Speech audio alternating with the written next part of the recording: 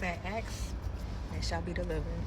So this is story time on how my best friend set me up to get shot / unlocked by my ex. Alright, so boom. I had this homegirl that I knew since like 5th grade. We was tight, every school that I went to, she went to, or if we did not go to the same school, somehow, some way, we was still in cahoots with each other, So as high school went on, she had her little group that she hung with. I had my little group that I hung with. But as time progressed and we got into our senior year, our groups kind of changed. Like certain females that I was messing with back in my freshman year, junior year, sophomore year, I wasn't fucking with them no more. So, my friends groups changed. So we all had a little friends group that sometimes they'll come to my house, I'll go to their house. We was tight. We had a whole group chat. Everybody knew we was thick as thieves, right? So boom. High school comes, we graduate, cool, yada yada yada. Everybody's still tight, still thick as thieves. We outside. When I tell you we outside, it's outside. Man, listen, you couldn't tell us nothing. Nothing at all. Okay? But more so, I'm gonna give her a fake name. Me and Jenny. Me and Jenny, because we was friends the longest, I don't know, I feel like we kind of had a different bond. So yeah, sometimes I'll stay at her house, she'll stay at my house, whatever. Cool. So it came a time, we're gonna fast forward a little bit. It came a time where I was thugging and bugging. I was scamming. I'm gonna just put it out there. I was scamming. I did my time because I did the crime, and now we good. So I'm running it up. When I tell you I am getting to this bag, it was to the point where old girl ended up having her son. It's funny because I had told her, she was like, I didn't get my period. I'm like, bitch, go take a test. She hit me back. She's like, bitch, I'm pregnant. So whatever. She ends up having a baby. That became my nephew. He left his auntie Remy. It was, peace. So boom, we still chilling. I'm hitting my legs and shit like that. I end up having something come through, and I'm like, here, girl, summer's coming up. Get the baby some clothes. I give her $700. I'm like, get the baby some clothes. Do what you gotta do. Yada yada yada. Bro, when I tell you, I don't even think this bitch probably spent a dime on that little boy. That shit had me tight, because I'm like, bitch, I told you. I mean, yeah, I gave you the bread, whatever, but I gave you the bread to go get your son right, to go get my nephew right. You feel me? You sitting over there buying weed, you buying food, you buying this, that, and the third, nothing for the baby. And then turn around and have your mom go get some shit for the baby. Anyway, that's neither here nor there. So I started, paying attention to, little shit, right? So then, boom.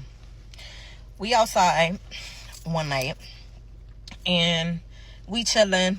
My cousin, he be around, he be in the crowds, he be active. Wherever he go, just know it's lit, it's a vibe.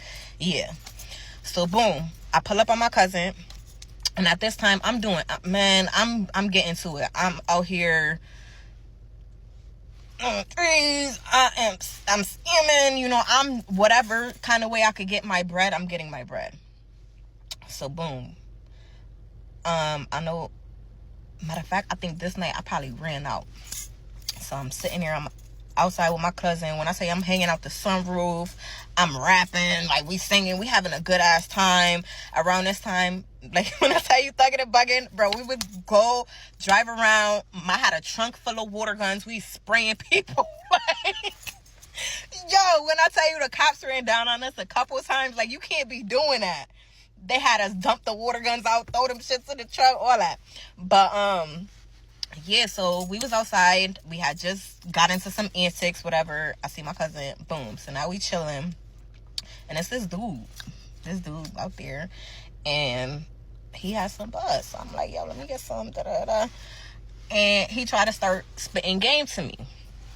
So at this point in time, I'm single, I'm doing my thing, whatever. So I ended up getting dude's number.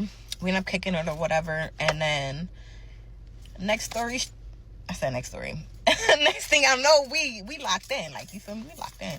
So I'm chilling with him, he chilling with me. Like, we cool. Like, I'm kind of liking it. Like, I'm staying at his crib, whatever. So boom, he has a friend, because he know that I had a friend, and we all chill. So all four of us chill. It's Jenny, we gonna say X, we gonna say my ex, and me. We all chilling. So things start to get weird, because now me and my ex, we was like play fighting, like whatever, and like it wasn't like OD play fighting. They started play fighting, like trying to be on the type time that we was on, and shit went left. Like, he started whooping her with a belt, okay? And I'm like, what the fuck is going on here? Like, this, like, that's weird. Like, they wilding. Like, this needs to stop now, because she started crying at all. So I'm just like, what the fuck? So boom, fast forward, ex ends up moving in with Jenny. Me and my ex, which was my man at the time, we start getting, a little closer together. Now, granted, I probably shouldn't have did this. Yeah, I moved in with him. After maybe like 2-3 weeks of knowing him, I moved in with him. Like, for part 2. Alright, y'all, so bear with me. This is part 2 on how my best friend set me up to get shot / unalived by my ex. So we left off at the part of me moving in with my, at the time, boyfriend, who is now my ex. So I had moved in with him. Only reason why I kind of moved that fast was because at the time, me and my roommate, we had literally just went in, we went through something, and her boyfriend ended up pulling out a gun on me, and she was at the top of the stairs laughing, and I was ready to put my paws on her, because, like, girl, me and Jenny been cool since 5th grade, but me and this chick been cool since 3rd grade. You feel me? So, like, we was locked in, and yeah, so that's a whole nother story time. So anyway, I move in with him. Things is going cool for like the first couple months, but then I kind of start seeing when he drink, he's a different person. So we're gonna fast forward a couple months. So X and Jenny move in together, whatever. That lasts for all of like 2 minutes, because X ends up stealing from Jenny's mom. So they stop messing around. Me and my ex are still messing around, but like I said, things are like a little rocky with us. Like, he was kind of showing me different things, and then I end up seeing some chicks in his phone around my birthday, and for me that was like really like, all right. So in the midst of us messing around, I end up putting him on to how I'm getting money. So one night we out, doing what we do, and the boys get behind us. So I pull into a parking lot, and I already know like they about to be on our ass, but I don't know. I just pull into the parking lot, and then when I pull into the parking lot, I realize the whole business is closed. So I'm like, all right, this is gonna look real bad, so we need to get up off this parking lot. So as I'm pulling out of the parking lot, yeah, the cop is like going to like bust a U-turn, like he was about to run down on me in the parking lot. So he's still in the process of busting his U-turn, and I'm driving up the hill, so I drive past him, whatever. I end up like, once I got past him and I didn't see him in my rearview mirror, I kind of hit the gas a little bit and got up out of there. But I didn't really get up out of there, because I hit a freaking bank in the middle of the road. I had a bank in the middle of the road, and my car, the tire popped, and I was like, oh no. So I end up pulling the car into somebody's yard, and then we end up like running on feet, and it was just crazy. I was trying to call people, nobody was answering, and then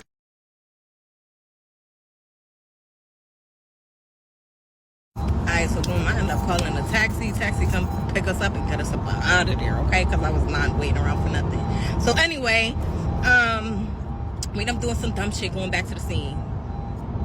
Never go back to the scene. Anyway, cops ended up taking our asses to jail, and shit just went left from there. So now we fighting a case, and shit just wasn't, it wasn't what it was supposed to be. Let's just say that. So I want to say we got arrested in October. By February, relationship was done, right? So now I'm single. I'm doing me. Like, we really single. Doing me. We're arguing. Like, he would text me and like just be cursing me out, and like it was just like ugh, right?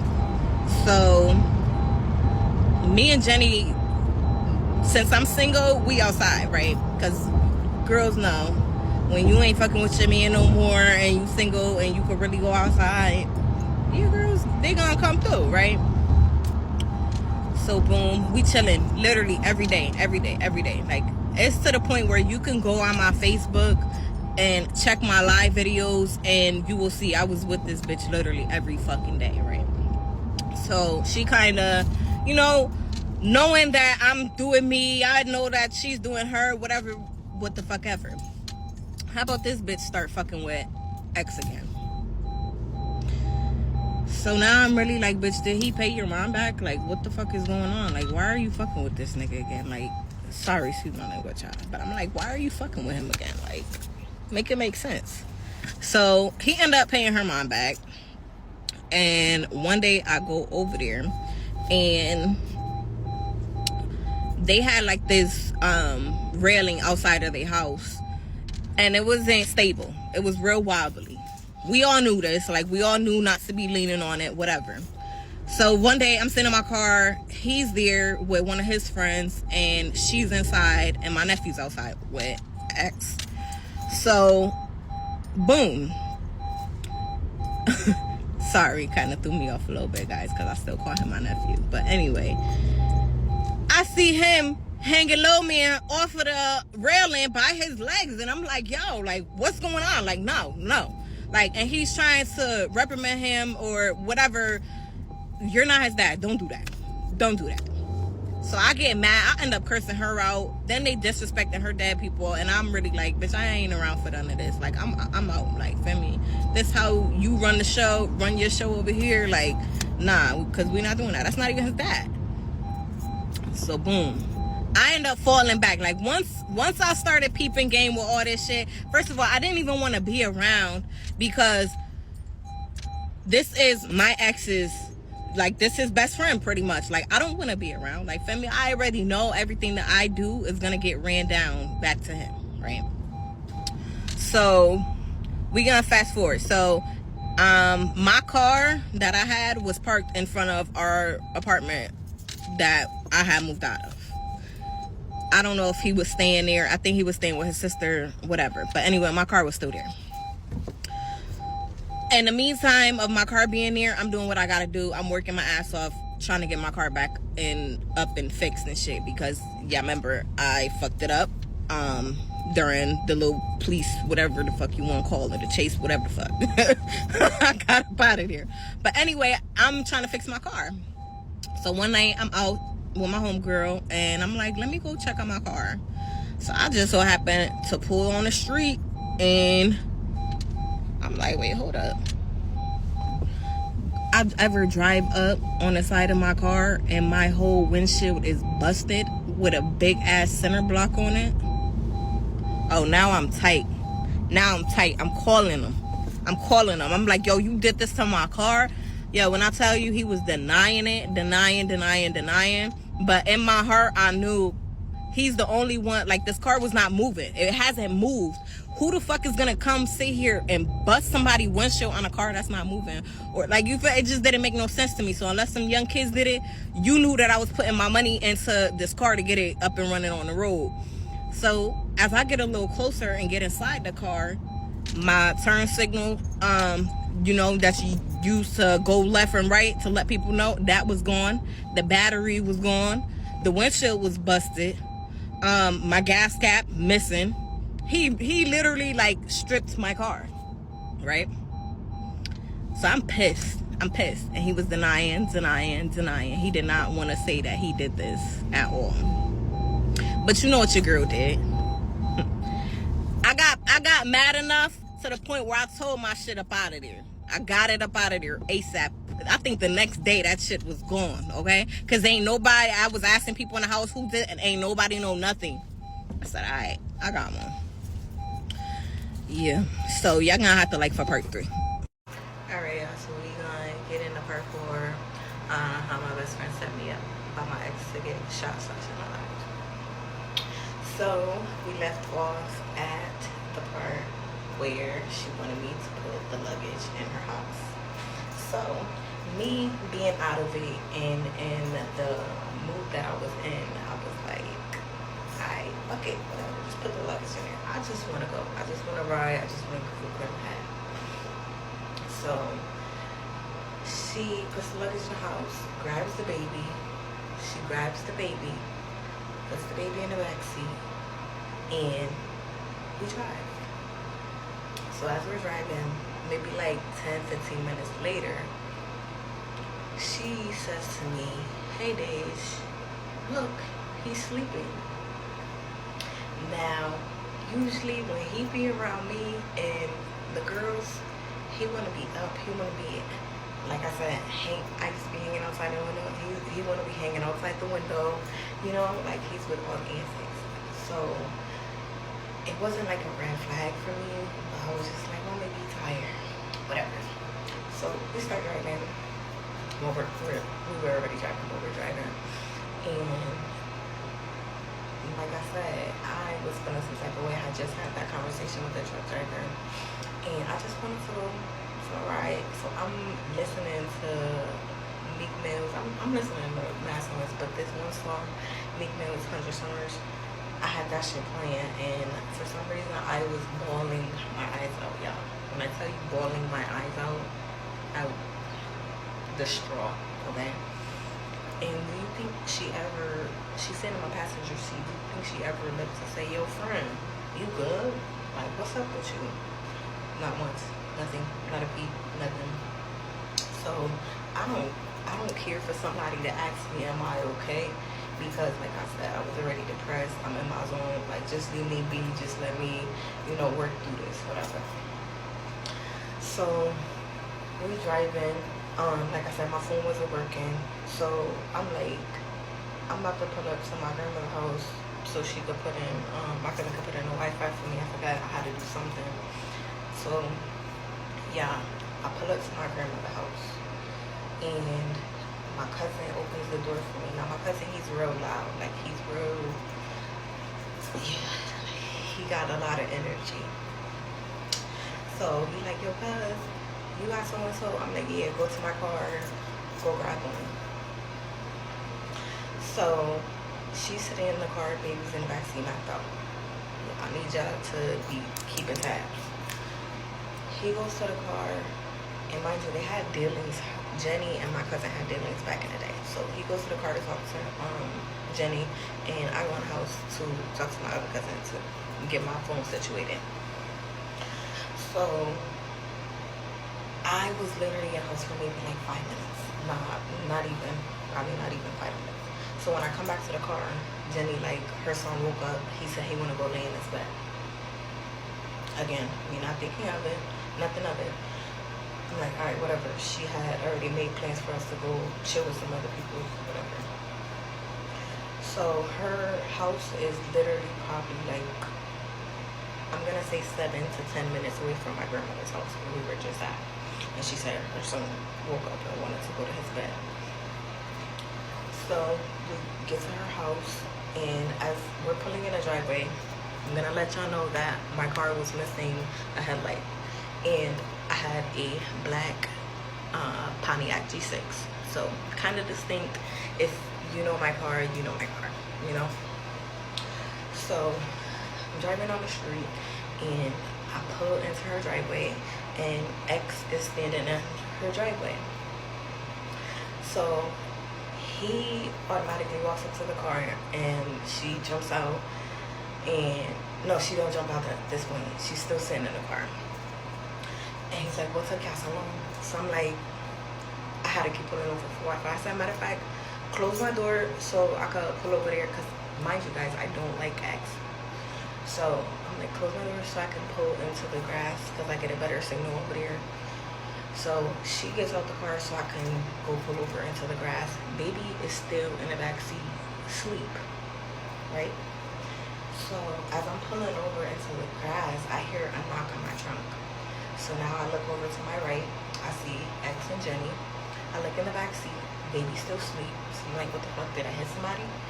By the time I look over at my driver window, my ex is at my window with some metal object. I could not, it was dark so I couldn't see what it was.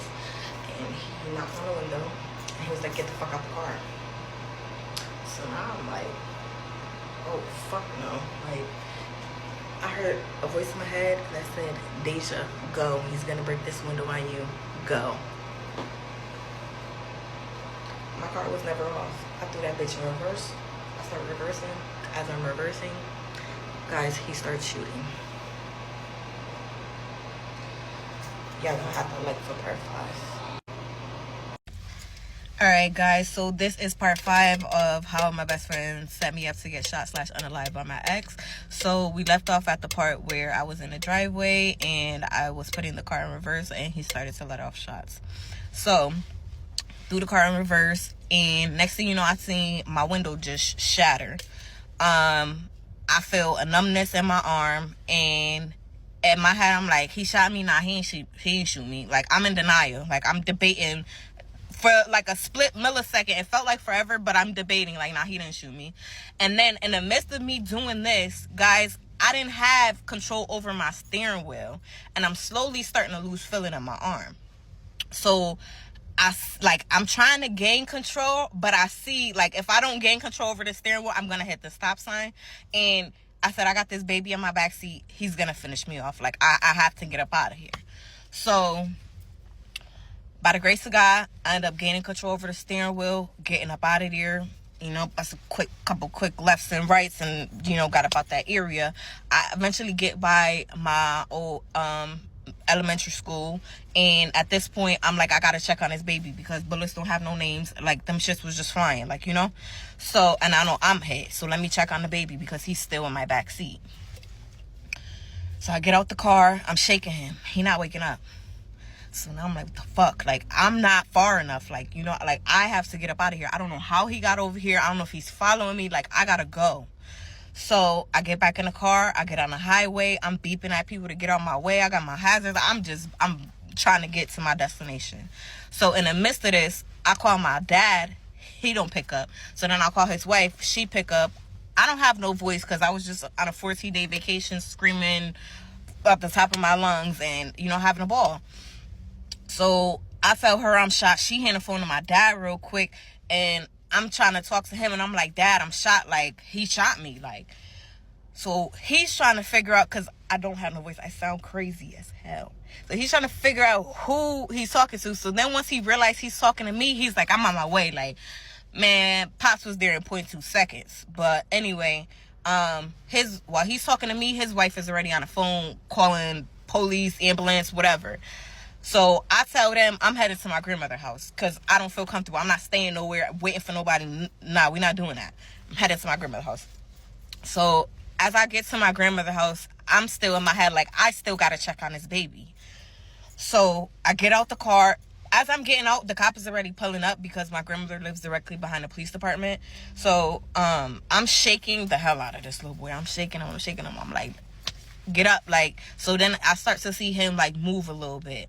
I'm like, all right, cool. Like, that at least put me at ease a little bit. And I'm like, listen, Auntie can't pick you up. I need you to like stand up. So then the cops come, they take him from me. He's crying because he see me crying. So they take him on my arms. They bring him to my grandmother's house. I don't know why, but they bring him to my grandmother's house. And then The ambulance come, they start cutting off my jacket and stuff like that. I have Shorty's phone. So I have Jenny's phone this whole time, y'all. Because she got out the car so quick, she didn't grab her son and she didn't grab her phone. And I'm like, damn, I thought we came over here because the baby wanted to sleep in his bed. However, we'll get into all that later. Everything that I told y'all is all for a reason. And we all gonna circle back at the end once I start waking up and smelling this good old coffee, okay? So, boom. They bring the baby to my grandmother's house. My grandmother, like, I don't know who kid this is. Mind you, my grandmother only met her like a handful of times. You feel me? And I should have knew off back. The first time my grandmother met her, she told her she looked like a hot mess. But anyway, it's neither here nor there. I have her phone while I'm in the ambulance. She's blowing up her phone. So I end up picking it up. So she's like, oh, where you at? Da, da, da, da. I said, bitch. Just like that. I'm not telling you where I'm at. Your baby's at the police department. Go get him. Click. Because why did you ever think I'm about to let you know my location when I just left you, your man, and the person that just shot me in your yard? I'm not doing that. So y'all could come finish me off? Nah, we not doing that. Y'all go to the hospital. They rush me to the hospital, bring me to the back room. By the time I get to the hospital, my mom there, my dad there, my whole family there, everybody there. I don't know how she ended up figuring where I was at. She show up to the hospital. Probably because I had her phone. She probably had the location. But anyway, she show up to the hospital with X. I'm in the back. When I find out that information, I'm heated off rip. Because why did you ever bring him to the hospital? I wasn't getting it. So, security keep coming back like, she keep asking for her phone. She keep asking for her phone. Yeah, I'm already going through a whole bunch of emotions right now. Like, you feel me? Everything is heightened. Like, I'm not in my right state of mind. Like, and I wish I was. I wish I was. The cops come back, or security come back, ask for the phone. Yeah. I end up going. No, I didn't. Did I? Nah, I didn't go through her phone. I ended up giving the phone to security. I gave the phone to the security guard. And at this time, my mom and my dad wasn't yet back in the room because they probably would have told me, do not get that girl her phone back. Don't get that girl her phone back. But me being me, thinking that this is my friend since 5th, 6th grade, we locked in. I don't think she finna set me up. I gave this bitch her phone back. Y'all, once she get that phone, she leave the hospital. But one of my cousins had told me, because some of the girls in the group chat had showed up to the hospital too. So my cousin tell me they was over there discussing some things, and one of the girls told Jenny, oh, don't say nothing to the police, or something like that.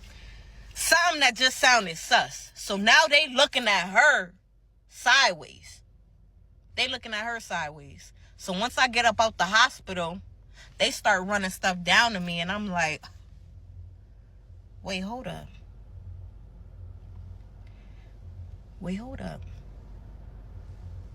Y'all, it get realer. Y'all gonna have to like for part 6. So we left off at the part where I got out of the hospital. While I was in the hospital, the doctors removed 1 bullet from my arm. 2 are still in my arm to this day. They said that they would not remove those because of where they are. They can cause more damage trying to remove them versus leaving them there. So, yes, I still have 2 bullets in my arm to this day. I think the 1 bullet that would have actually probably done something to me, I was grazed by.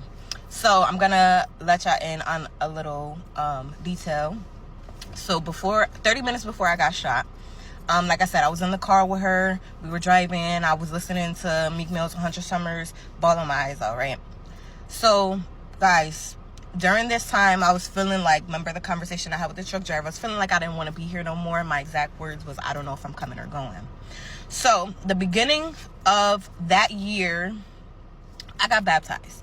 And a pastor told me that at certain points in my life that my faith will be tested. So with me feeling how I was feeling like this is one of the points in my life where my faith is being tested. It sure was. So, like I said, I was feeling like I didn't want to be here no more. Like, yeah. I posted on Facebook, Lord, I need you. 30 minutes before I got shot. God forbid if something would have happened to me, that would have been my last Facebook status, okay? Crazy. A little spooky, too. I also want to backtrack that some people will understand this, some might not understand it. I don't know if y'all remember me telling y'all about the ride that I took with Jenny and her mom and how she was talking about these spirits or whatever that were in her house. I found it funny that in that same spot that I was feeling like I didn't want to be here no more in, my ex tried to take my life. But ain't nobody better than that man upstairs, okay? And I just found it, guys, I'll probably start crying. But I just found it, like, I'm not going to say crazy, but I was mind blown at how when I called him, he showed up right on time. If it wasn't for that man upstairs, I would not be here today, okay? And I say that because I sit up on my steering wheel. Y'all see that as I'm driving now. I sit up on my steering wheel. When I got back into my car, those bullet holes were perfectly aligned with my head. Perfectly. So, you know, that is all mind-blowing. Like, you know, I didn't understand, but, you know, as you get older, you understand. So, yeah, I just wanted to add that in, and we're going to keep going with our story. All right, y'all, so we're going to get into part 6. So, I get out the hospital, I'm outside with my family, we talking, trying to figure out how the situation got to where it got to. And during this time is when the light bulb goes off in my head, and I'm like, it's not adding up. Like, she went in my luggage in her house, for one, which was still over there. She told me that the baby wanted to go back to his house and lay in his bed. First of all, he never slept in his bed. But with me being out of it, I'm not thinking nothing of it. Let's go drop the baby off. Hey, whatever. He don't sleep in his bed. He sleep with his Nina. So if he would have asked for anything when he woke up, he would have asked for his Nina. Number 2, my cousin is loud as hell. So once everything had happened, I asked my cousin, I'm like, yo, cuz, when you went to the car, was the baby up or was he asleep? He said he was asleep. So I'm like, at what point did he wake up? Because when I got back in the car, he was still asleep. And like I said, it's about a 7 to 10 minute ride from my grandma's house to her house. So you telling me that he was comatose within those 7 to 10 minutes? No way. Like, he slept through gunshots ringing out. He slept through me screaming. He slept through me shaking him. So then I start remembering how she told me she be giving him melatonin.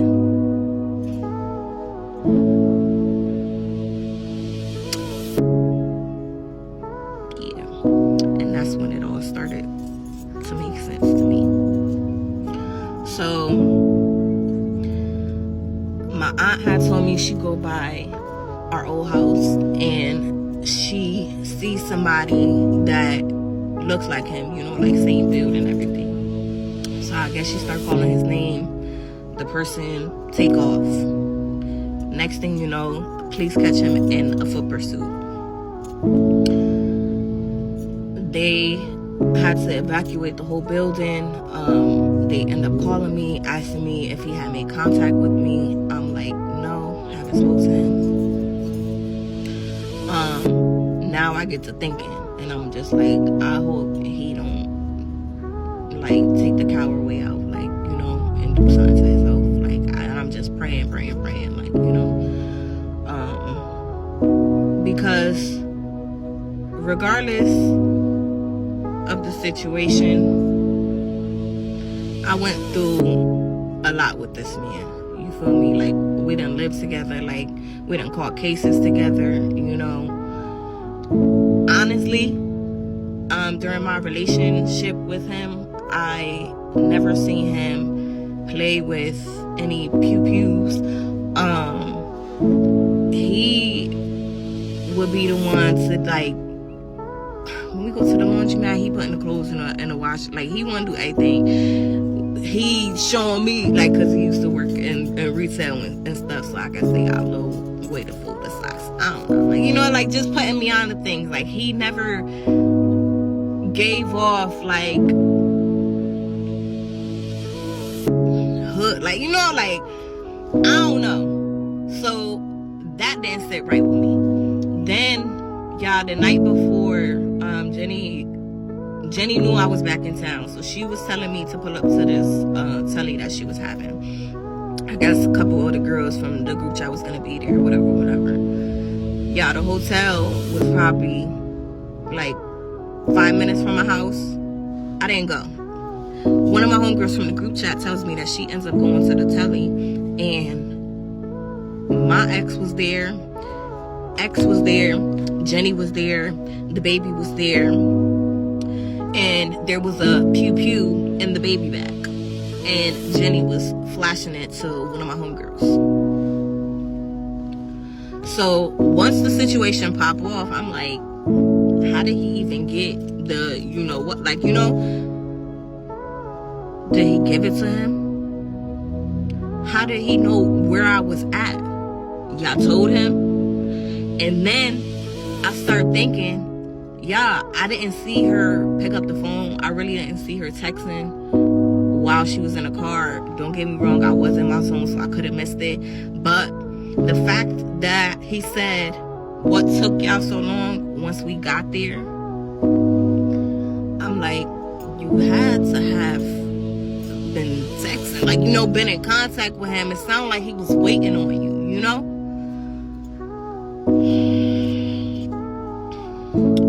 So I end up texting Jenny a couple days later, you know, after my ex passed away and stuff. And I texted her and I said, yo, I'm not mad that you haven't checked up on me.